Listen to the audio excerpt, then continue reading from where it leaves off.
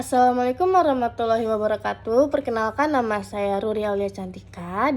Saya dari kelas 2023B dengan NIM 2311016070. Nah, jadi di sini saya akan menjelaskan Undang-Undang Nomor 30 Tahun 2009 Pasal 40.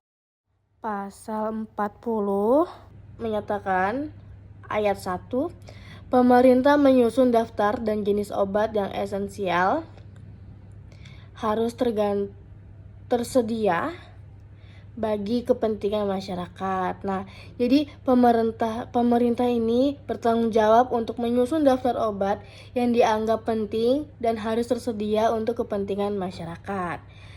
Ayat kedua, daftar dan jenis obat sebagaimana dimaksud pada ayat 1 ditinjau dan disempurnakan paling lama setiap 2 tahun sesuai dengan perkembangan kebutuhan dan teknologi. Nah, jadi daftar obat yang esensial harus ditinjau dan diperbarui paling lambat 2 tahun.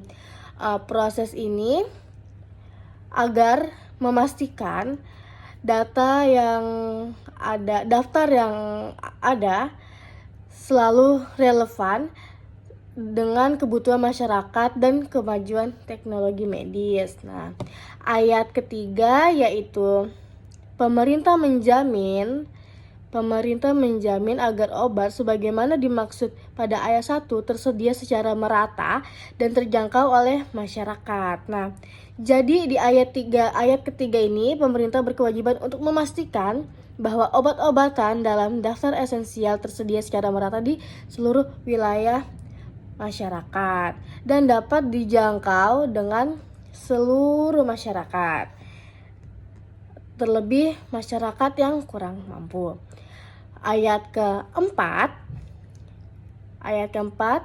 dalam keadaan darurat, pemerintah dapat melakukan kebijakan khusus untuk pengadaan dan pemanfaatan perbekalan kesehatan. Nah, jadi pada ayat 4 ini, dalam situasi darurat seperti bencana alam atau epidemi, pemerintah memiliki wewenang untuk mengambil kebijakan khusus untuk menjamin pengadaan dan distribusi perbekalan kesehatan yang diperlukan.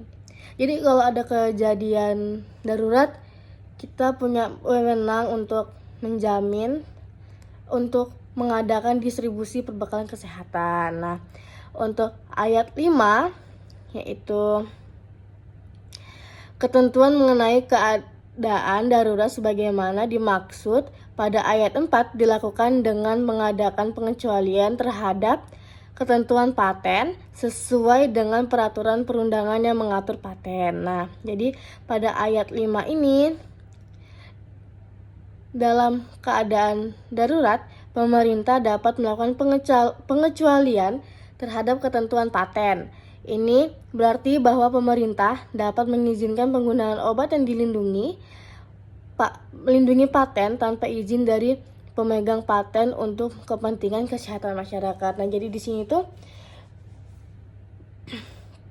pemerintah dapat mengizinkan pengguna obat yang dilindungi untuk lindungi tanpa izin dari pemegang paten untuk digunakan kepada masyarakat. Nah, selanjutnya ayat ke-6 yang berisikan perbekalan kesehatan berupa obat generik yang termasuk dalam daftar obat esensial nasional harus dijamin ketersediaan dan keterjangkauannya, sehingga penempatan harganya dikendalikan oleh pemerintah.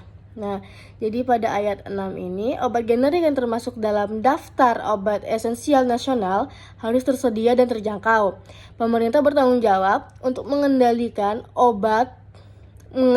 harga obat generik tersebut sehingga masyarakat dapat mengaksesnya tanpa kesulitan. Nah, selanjutnya yaitu ayat 7 atau ayat terakhir pada pasal 40 ini berisikan ketentuan lebih lanjut mengenai pembekalan kesehatan sebagaimana dimaksud pada ayat 6 diatur dengan peraturan menteri. Nah, jadi ketentuan lebih lanjutnya mengenai perbekalan kesehatan ini termasuk proses pengadaan dan distribusi obat dan diatur oleh peraturan menteri.